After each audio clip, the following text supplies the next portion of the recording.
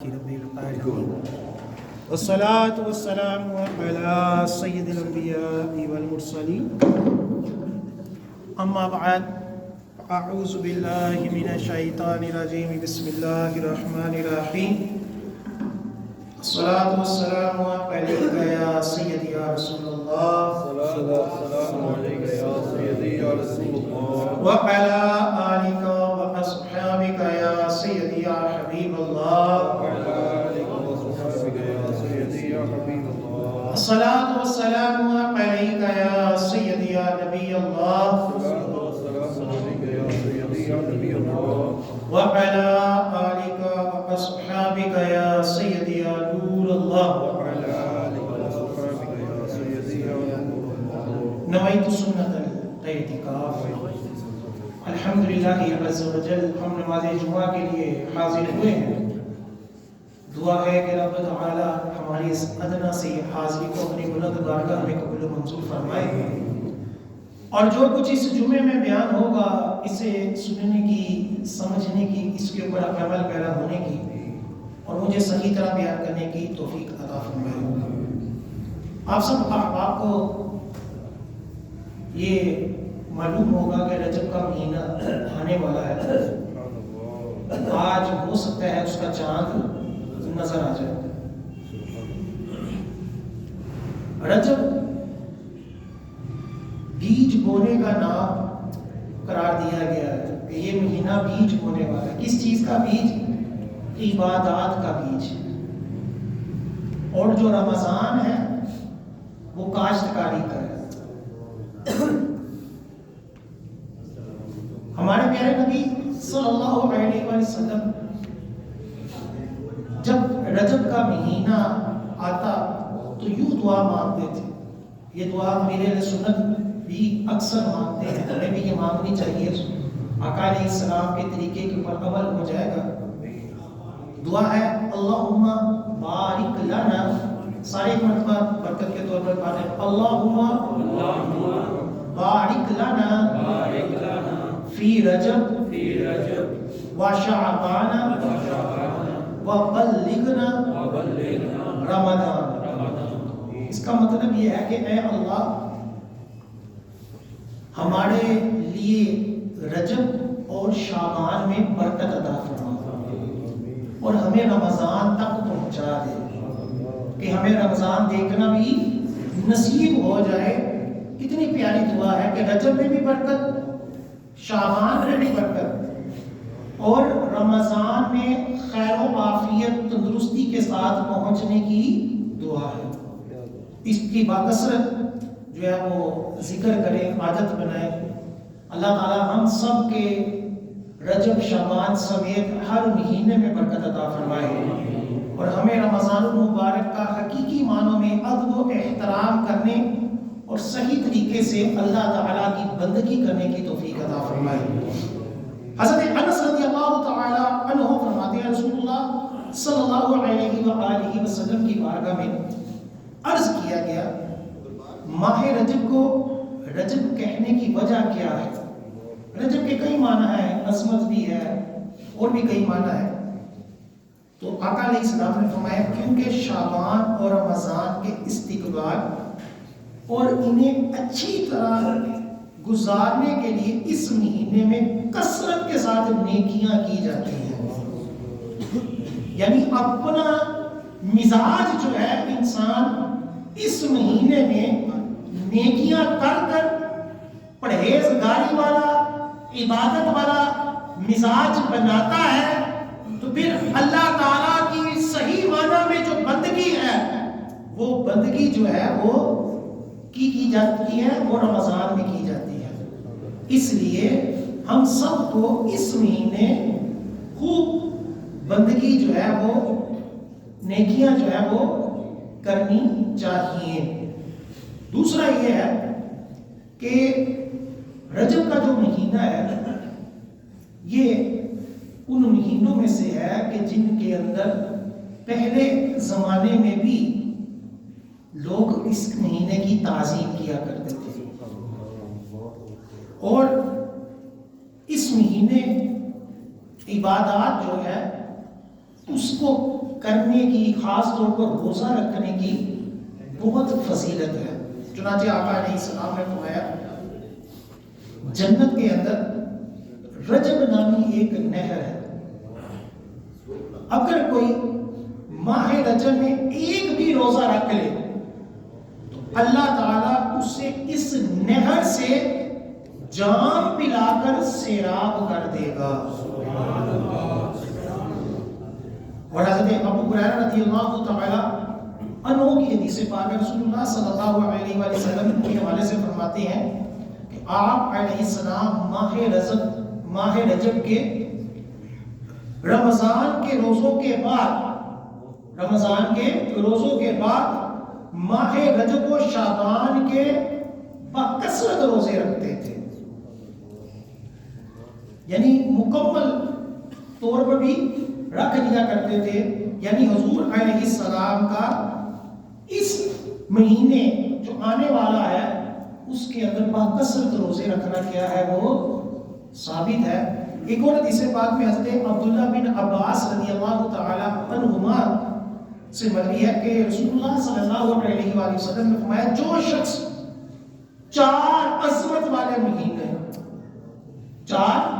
والے مہینوں میں کسی ایک دن روزہ رکھے تو اللہ تعالیٰ اس سے ہر دن کے روزے کا ثواب 1 ماہ کے روزے کے برابر عطا فرمائے گا۔ نعرہ تکبیر، نعرہ رسالت۔ اور جس نے 10 دن روزے رکھے تو اس کے ہر دن کے بدلے نیکی لکھی جائے گی۔ یعنی رمضان کی یہ فضیلت ہے کہ اس کے اندر جو ہے وہ ایک نفل جو ہے وہ فرض کے برابر ہو جاتا ہے۔ اور رجب کے اندر کیا ہے کہ رجب کے اندر اگر آپ ایک روزہ رکھو گے تو 1 ماہ کے روزوں کے برابر ہو گیا ہے۔ رمضان کا درجہ بلند ہی ہے، لیکن رجب میں بھی یہ فضیلت رکھی گئی کہ اس کے اندر ایک روزہ 1 ماہ کے روزوں کے برابر ہے۔ اسی لیے کئی احباب جو ہے وہ اس رمضان سے پہلے اس مہینے میں، شعبان کے مہینے میں بکثرت روزے رکھتے ہیں، اور شعبان میں جو ہے وہ 15 شعبان بھی آتی ہے، اور رجب کے اندر 27 رجب بھی آتی ہے، معراج شریف جسے کہا جاتا ہے۔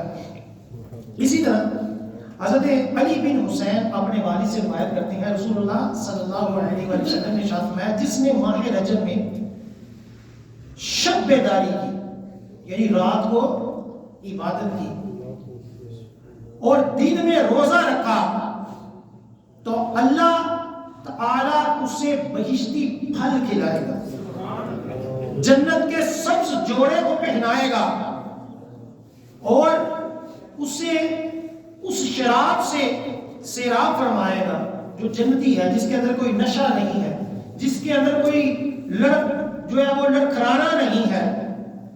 آقا علیہ السلام نے فرمایا کہ یہ ایک جو روزہ رکھے گا، شب بیداری کرے گا، اللہ تعالیٰ اس کو یہ انعام عطا فرمائے گا سوائے اس شخص کے جس نے یہ 3 کام کیے۔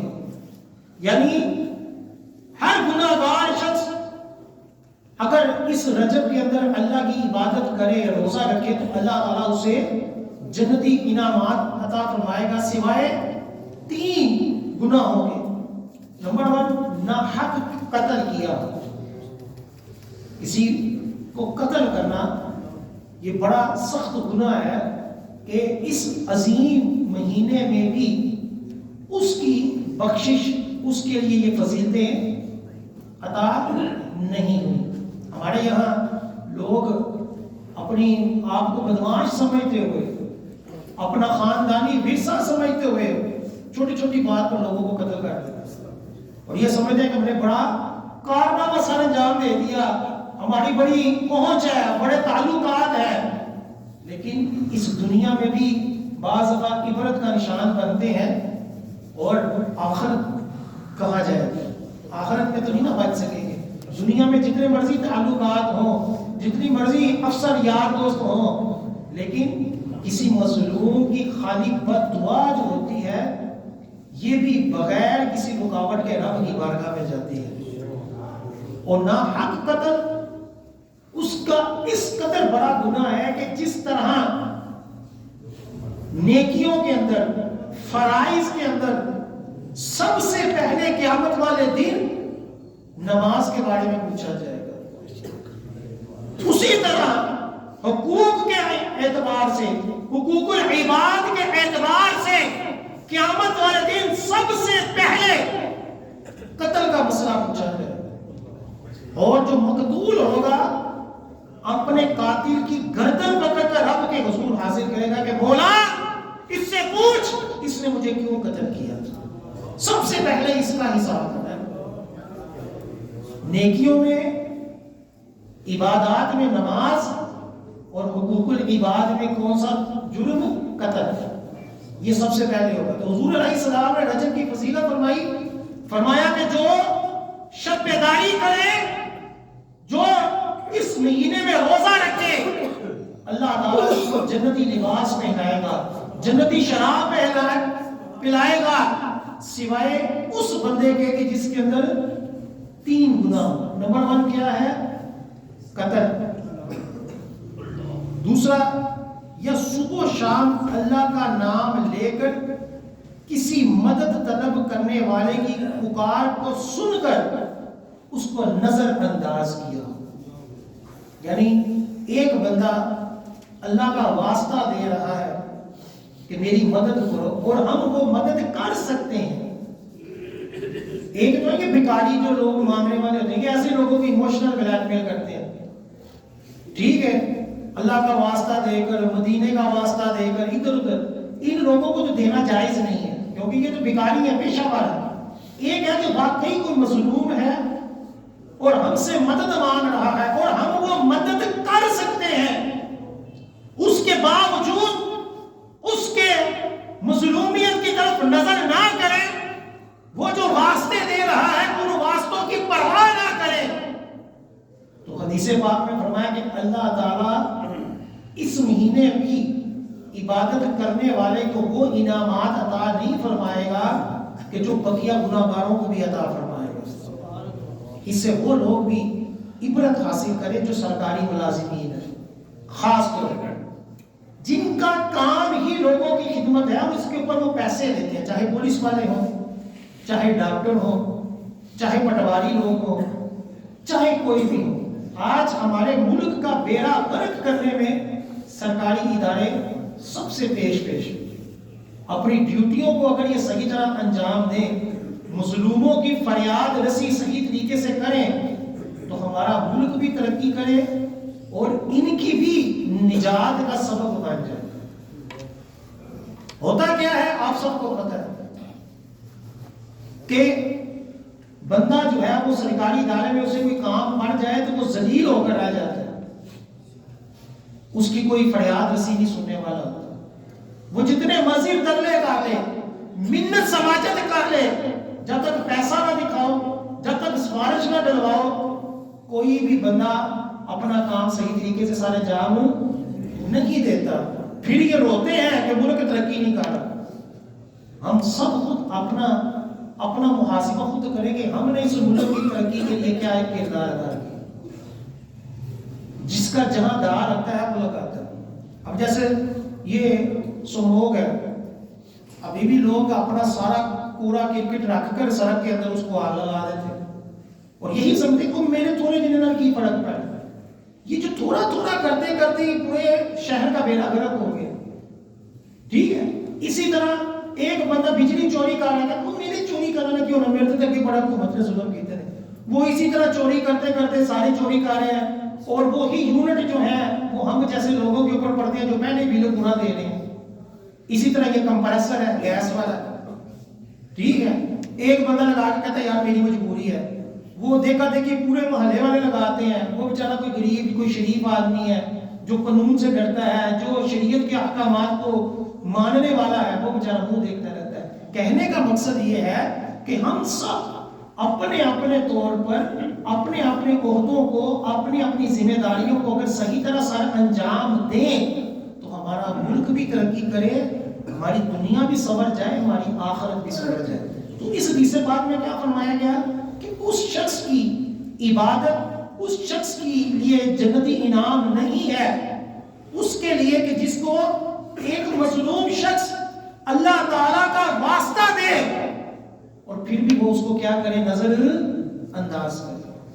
آپ کو پتہ ہے کورٹ کچہریوں میں کیا نہیں ہوتا، چاہے مظلوم منت کرتے ہیں اپنا حق لینے کے لیے، اپنے اوپر ظلم دور کرنے کے لیے، اپنا قبضہ چھڑانے کے لیے، اپنا چھوٹا سا قرض واپس لینے کے لیے، لیکن اس کی طرف کوئی توجہ نہیں کی جاتی۔ جو کچھ ہوتا ہے وہ آپ کو بھی پتہ ہے کن کے لیے ہوتا ہے، کن کے لیے سارا کچھ جائز ہے اور کن کے لیے چھوٹا سا بھی گناہ معاف نہیں۔ پھر تیسرے نمبر پر حضور علیہ السلام نے فرمایا کہ یا کسی دینی بھائی نے سخت ضرورت کے وقت اسے یاد کیا مگر اس نے اس کی مشکل کو آسان نہ کیا۔ ایک یہ ہے کہ وہ اللہ کا واسطہ دے کر کہتا ہے کہ میری مدد کرو، اس کی مدد نہیں کی۔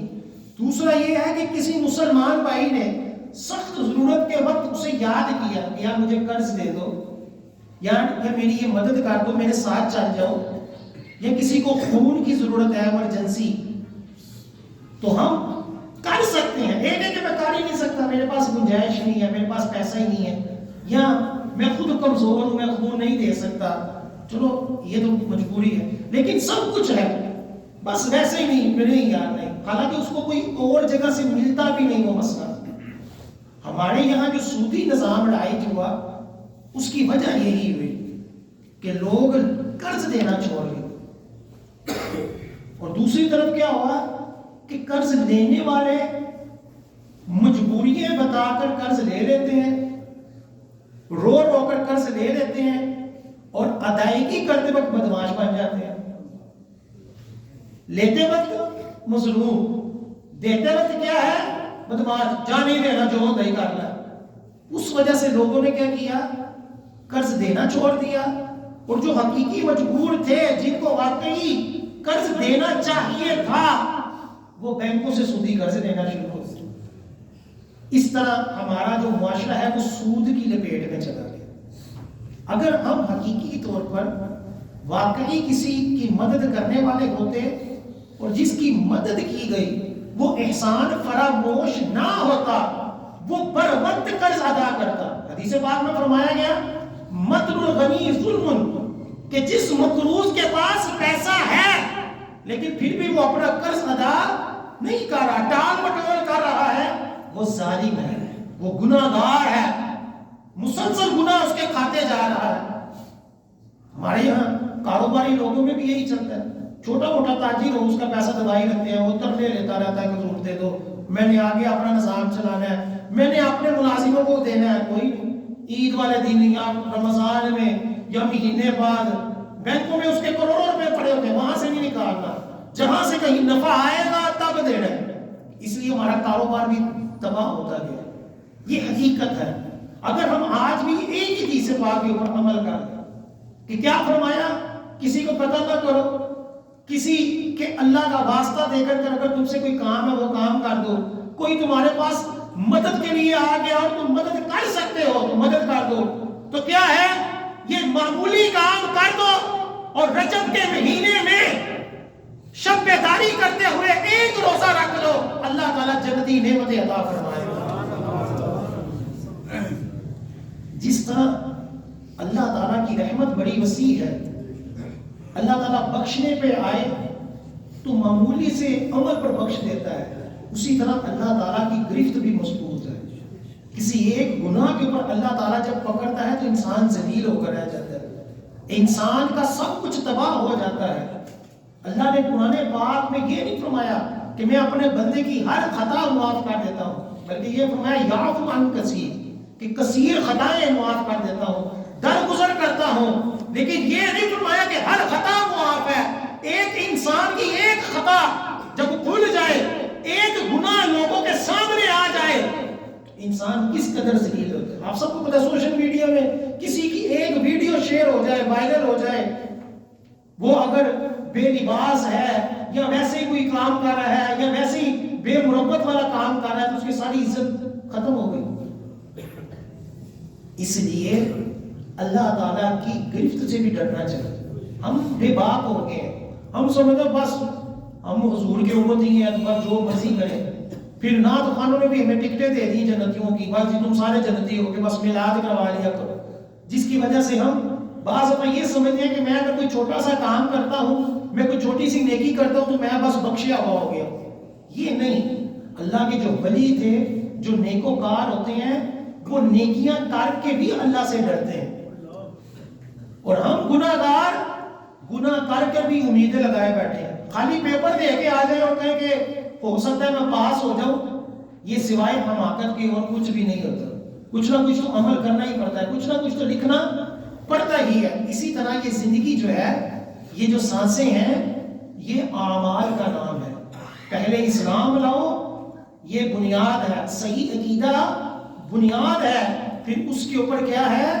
تعمیر ہے. اس کے اوپر اعمال کی بلڈنگ ہے. خالی زمین ہو پھر رہائش نہیں ہو سکتی، اور خالی عمارت ہو نیچے بنیاد نہ ہو تب بھی رہائش نہیں ہو سکتی. عقیدہ بھی صحیح، اعمال بھی صحیح ہوں گے، تب جا کر انسان جو ہے وہ جنت کا مستحق ہے. وہ پھر اللہ تعالیٰ کچھ چھوٹے موٹے گناہ معاف کر دے یا بڑے بھی کر دے، یہ اللہ تعالیٰ کی مرضی ہے. ہم تو اپنا نامہ اعمال جو ہے وہ صحیح لے کر اللہ کے حضور حاضر. اسی طرح حضرت ابو سعید خدری رضی اللہ تعالی عنہ سے مروی ہے کہ رسول اللہ صلی اللہ علیہ وآلہ وسلم نے ارشاد فرمایا کہ ماہ رجب مقدس اور محترم مہینوں میں سے ہے. اس کے دنوں کی تفصیلات چھٹے آسمان پر لکھی ہوئی ہے. تو جب کوئی شخص ماہ رجب کے کسی دن سوائے اللہ کی رضا کے لیے روزہ رکھتا ہے تو وہ روزہ اور دن اس کی سفارش کرتے ہوئے عرض کریں گے، اے پروردگار اسے اپنی بخشش و مغفرت سے سرفراز فرما. اور اگر اس نے روزے تو رکھے مگر مقصود رضائے مولا نہ تھا، لوگوں کو دکھلانا مقصد تھا کہ میں بھی رجب میں روزے رکھتا ہوں، ریاکاری مقصد تھا، تو وہ اس کی مغفرت کی درخواست نہیں کریں گے.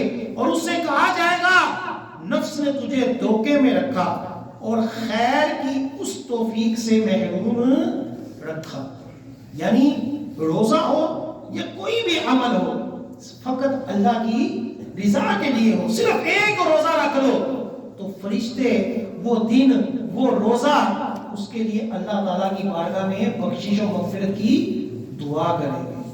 اسی طرح حضرت عبداللہ بن عباس رضی اللہ تعالی عنہ سے مروی ہے، رسول اللہ صلی اللہ علیہ وآلہ وسلم نے ارشاد فرمایا ماہ رجب کے پہلے دن کا روزہ، ماہ رجب کے پہلے دن کا روزہ 3 سال کے گناہوں کا کفارہ ہے. دوسرے دن کا روزہ 2 سال کی خطاؤں کا کفارہ ہے، اور تیسرے دن کا روزہ 1 سال کی لغزشوں کا کفارہ ہے. پھر اس کے ہر دن کا روزہ 1 مہینوں کے گناہوں کا کفارہ ہے. کس قدر پہلا رجب کا جو دن ہے، جو اگر ہو سکتا ہے کہ آج چاند نظر آ جائے تو ہفتے کا دن پہلا رجب کا روزہ ہو، تو پہلا روزہ 3 سال کے گناہوں کا کفارہ، دوسرا روزہ 2 سال کے گناہوں کا کفارہ، تیسرا 1 سال کے، اور اس کے بعد پورے رجب کے اندر ایک روزہ بھی رکھو تو 1 مہینے کے گناہوں کا کیا ہے وہ کفارہ ہے.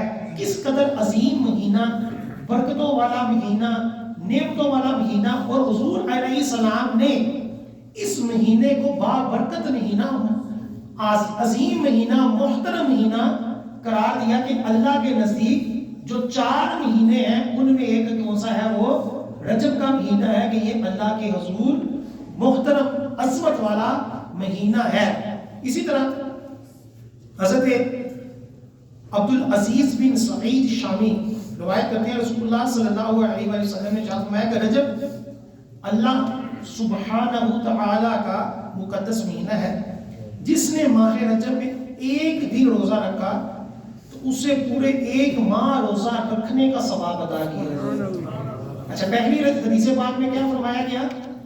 1 روزہ رکھو تو 3 سال کے گناہ معاف. اس حدیث پاک میں کیا کہا جا رہا ہے کہ 1 روزہ رکھو تو تو ایک مہینے کے روزوں کا ثواب، گناہ بھی معاف ہو رہے ہیں اور نیکیوں کا میٹر بھی اپ کیا جا رہا ہے، ایک روزہ ایک مہینے کے روزوں کا ثواب۔ پھر فرمایا جس نے 7 دن روزے رکھے، ایک روزے کا ثواب کیا ہے؟ ایک مہینے کے روزوں کے برابر۔ جس نے 7 دن روزے رکھے، اللہ تعالیٰ جہنم کے 7 دروازے اس پر بند فرما دے گا۔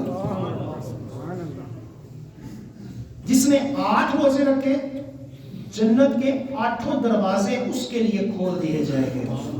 جہنم کے 7 دروازے ہیں، جنت کے 8۔ 7 رکھو گے تو جہنم کے دروازے کیا ہیں؟ وہ بند۔ اور اگر 8 رکھو گے تو جنت کے دروازے کیا ہیں؟ وہ کھول دیے جائیں گے۔ اور جس نے 10 روزے رجب کے مہینے میں رکھے تو آسمان سے ایک ندا کرنے والا کہے گا مبارک ہو، اللہ تعالیٰ نے تجھے بخش دیا، لہذا اب نئے سرے سے اپنی زندگی کا آغاز کرو۔ اور جو 10 سے بھی زیادہ رکھے، آقا علیہ السلام نے فرمایا وہ اور زیادہ فضائل و برکات کو پا لے گا۔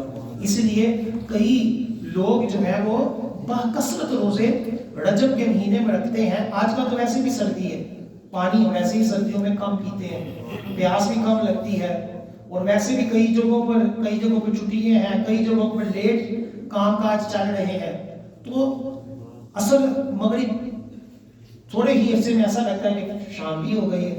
تو اگر ہم سب کوشش کریں اپنے اپنے طور سے، اپنی کیفیت کے اعتبار سے جو رکھ سکتا ہے، تو خاص طور پر رجب کے پہلے چند دنوں کے روزے اور اس کے بعد مزید تقریباً 10 روزے رکھ لیں، جتنا بھی ہو سکتا ہے 10 رکھ لیں یا 7 رکھ لیں، تو اس کی فضیلتیں دیکھیں گے۔ ایک روزہ ایک ماہ کی نیکیوں کے برابر۔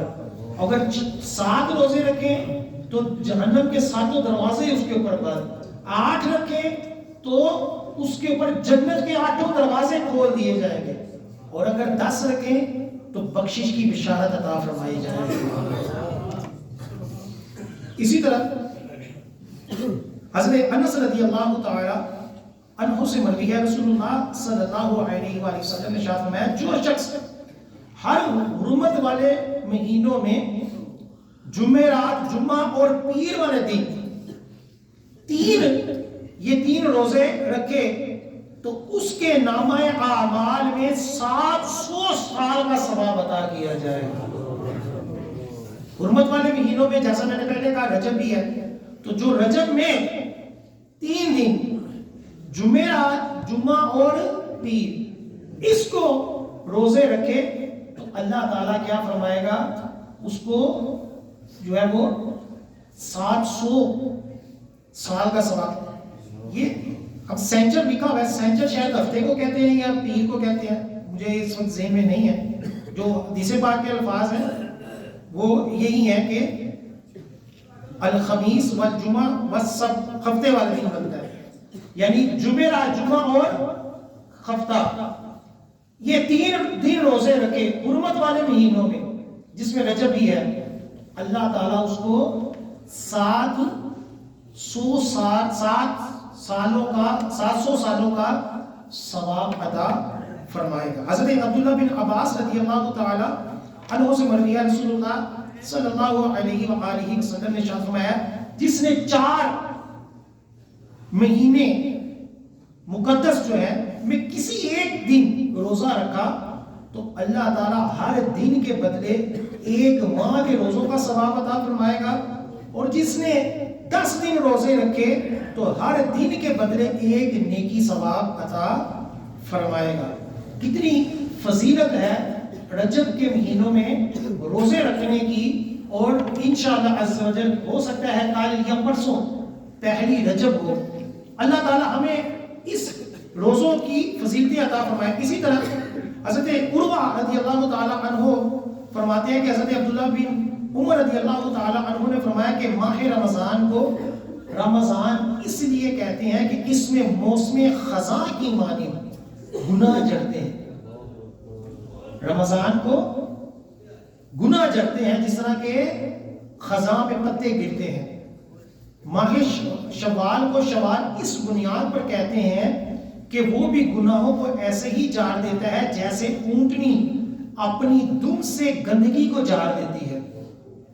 شعبان کو شعبان اس لیے کہتے ہیں کہ اس میں رزق کی فراوانی ہوتی ہے، اور رجب کو رجب اس لیے کہتے ہیں کہ اس مہینے میں فرشتے اللہ تعالیٰ کی تسبیح، تمجید اور تمجید سن کر بندوں کے اوپر رشک کرتے ہیں۔ اور حضرت عبداللہ بن عباس رضی اللہ تعالی عنہما فرمایا کرتے تھے کہ عید کا دن اللہ تعالیٰ کی طرف سے تہواری اور انعام و اکرام کا دن ہے۔ یعنی شوال ہو، رمضان ہو، شعبان ہو، رجب ہو، ہر مہینے میں کسی کے اندر اللہ تعالیٰ رزق بڑھاتا ہے، کسی کے اندر اللہ تعالیٰ گناہوں کو معاف کرتا ہے، اور کسی کے اندر اللہ تعالیٰ کے جو فرشتے ہیں وہ خاص طور پر یہ رجب کے مہینے میں وہ بندوں کے منہ سے جب اللہ تعالیٰ کی حمد سنتے ہیں، اللہ تعالیٰ کی تعریف سنتے ہیں، تو وہ کیا کرتے ہیں؟ وہ رشک کرتے ہیں۔ پھر فرماتے ہیں حضرت ابن عباس صحابی رسول کہ جو عید والا دن ہے یہ مہمان نوازی کا دن ہے۔ اللہ تعالیٰ اپنے بندوں کو عید والے دن نعمتیں عطا فرماتا ہے، گناہوں کی بخشش کے ساتھ ساتھ اللہ تعالیٰ اپنے بندوں کے اوپر خوش ہوتا ہے کہ میرے یہ بندے جنہوں نے پورا رمضان میرے لیے روزے رکھے، عید جو بڑی عید ہو، قربانی اللہ کے لیے کی جاتی ہیں، تو اس وقت بھی اللہ تعالیٰ اپنے جو بندے ہیں ان کی مہمان نوازی کرتے ہوئے ان کے اوپر انعامات عطا فرماتا ہے۔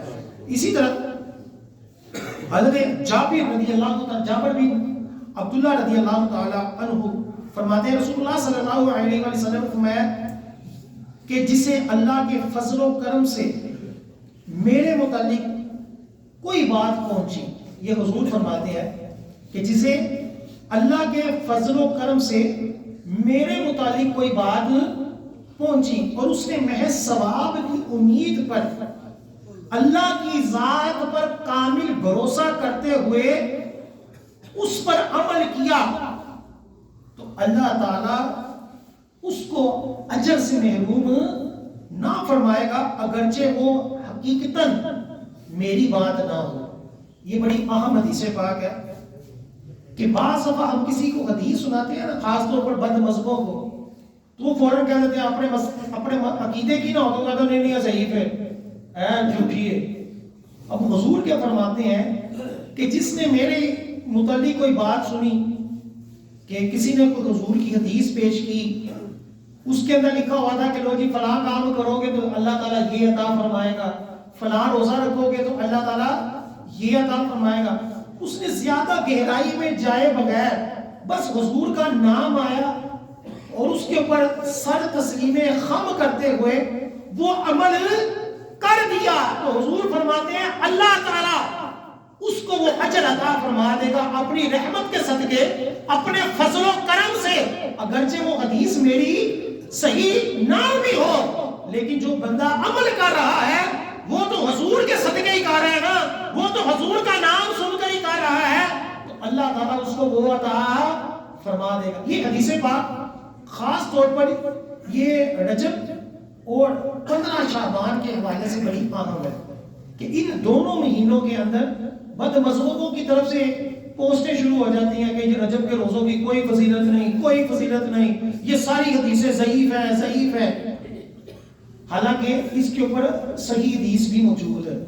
دوسرا یہ ہے کہ بالفرض ضعیف حدیث بھی ہو تو یہ اصول ہے محدثین کا، حدیثوں کے اوپر جو مہارت رکھنے والے علماء کرام تھے، کہ فضائل کے اندر ضعیف حدیث بھی قابل قبول ہوتی ہے۔ میں آپ کو یہ بڑا اہم مسئلہ بیان کر رہا ہوں کہ ہمارے یہاں لوگ ضعیف حدیث کو سمجھتے ہیں کہ جیسے یہ جھوٹی حدیث ہے، ایسا نہیں ہے۔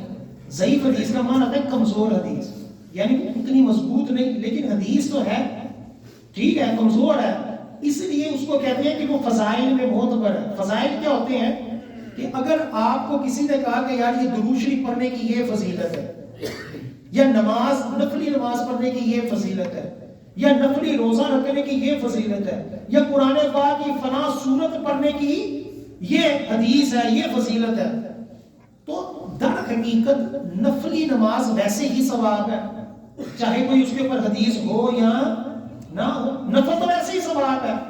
درود پاک ویسے ہی ثواب ہے، قرآن میں آگے کہ میرے حبیب پر درود پڑھو، اب چاہے اس کے اوپر کوئی حدیث ہو یا نہ ہو وہ ویسے ہی ثواب تھا۔ نفلی روزہ رکھنا یہ ویسے ہی ثواب تھا چاہے اس کے اوپر کوئی حدیث ہو یا نہ ہو۔ اب علماء فرماتے ہیں کہ جو پہلے ہی ثواب تھا اب اس کے اوپر مزید ضعیف حدیث آ گئی کہ اس کی فضیلت کو مزید بڑھایا ہے، تو اس کے اوپر عمل کرنے میں کوئی حرج نہیں ہے کہ وہ پہلے ہی نیک کام تھا کہ چلو اور رغبت ہو گئی۔ ہاں ضعیف حدیث سے کوئی فرض ثابت نہیں کیا جا سکتا، ضعیف حدیث سے کوئی واجب ثابت نہیں کیا جا سکتا، لیکن ضعیف حدیث جو ہوتی ہے وہ نیک اعمال میں کیا ہوتی ہے، وہ قبول ہوتی ہے۔ اب رجب کے اندر کوئی روزہ رکھ رہا ہے تو پورے 12 مہینوں کے اندر اگر کوئی بندہ نفلی روزہ رکھے تو ثواب ہی ہے نا، گناہ تو نہیں۔ ایسا تو نہیں کہ 12 مہینوں میں ثواب ہو اور رجب کے اندر آ کر وہ روزے رکھنا گناہ ہو جائے، ایسا نہیں ہے۔ تو جس طرح بقیہ مہینے میں روزہ ثواب ہے اسی طرح رجب کے اندر، اسی طرح 15 شعبان کو بھی ثواب ہی ثواب ہے، لیکن ان کے اندر مزید ثواب اس لیے ہے کہ ان کے بارے میں احادیث ہیں اور وہ ساری کی ساری ضعیف بھی نہیں ہے۔ بالفرض اگر ضعیف بھی ہو تو ضعیف حدیث بھی کیا ہوتی ہے، نیک اعمال میں قبول ہوتی ہے۔ یہ ہمیشہ یاد رکھیے، کئی لوگ لوگوں کو وسوسے ڈال دیتے ہیں کہ یہ ضعیف ہے، یہ ضعیف ہے، بندہ پوچھو ضعیف ہے تو کیا ہو گیا، اور نیک اعمال میں ضعیف حدیث کیا ہوتی ہے، وہ قابل قبول ہوتی ہے۔ ہاں ایک روایت ہے حضرت ابن عباس رضی اللہ تعالیٰ عنہ سے کہ رجب کے مہینے کو رمضان کی طرح لازم سمجھ کر کوئی روزے نہ رکھے، رمضان کی طرح اس کے اندر روزے نہ رکھے، اور یہ کوئی بھی مسلمان ایسا نہیں کرتا۔ ہر بندے کو پتا ہے کہ رمضان کے روزوں کی اپنی شان ہے، اور رمضان کے علاوہ چاہے 15 شعبان ہو، چاہے 27 رجب ہو، چاہے کوئی بھی دن ہو، اس کے اندر جو روزہ ہوگا وہ نفلی ہی ہے، وہ فرض واجب یا لازم نہیں ہے۔ اس لیے رجب کے اندر جو ہے نفلی روزہ پہلے دن کا خاص طور پر بہت فضیلت والا ہے، پھر دوسرے دن کا، اور اس کے بعد جتنے بھی روزے رکھے جائیں وہ فضیلت والے ہی ہیں۔ پہلے دن کا روزہ کیا ہے، 3 سال کی گناہوں کا کفارہ ہے، اور دوسرے دن کا روزہ 2 سال کے گناہوں کا کفارہ ہے، تیسرے دن کا روزہ کیا ہے، 3 سال کے گناہوں کا کفارہ ہے، اور اس کے بعد پھر اگلی جو فضیلتیں ہیں، اگر 7 دن روزہ رکھے تو جہنم کے 7 دروازے اس کے اوپر بند، اگر 8 دن کا رکھے تو جنت کے 8 دروازے اس کے اوپر کیا ہو جائیں گے، کھل جائیں گے۔